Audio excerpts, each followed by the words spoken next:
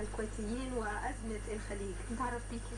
سلوى صايغ، مواطنة كويتية. باسم الشعب العربي، باسم الأمة الإسلامية، باسم دول العالم، باسم السلام، أناشد الرئيس صدام حسين أن الله يهدى ويطالع كنظرة رئيس وقائد لدولة عربية خاض حرب 8 سنوات وعرف وشاف نتائج الحرب والدمار، مثل ما قال الرئيس حسني مبارك.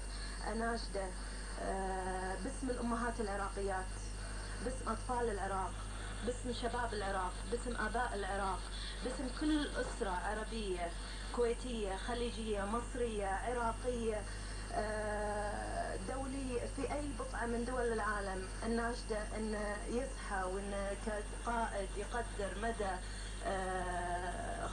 الخراب اللي يصير من بعد الحروب، أنه يسحب قواته، لأن إحنا الدمار والحرب هذه ما نبيها للشعب العراقي.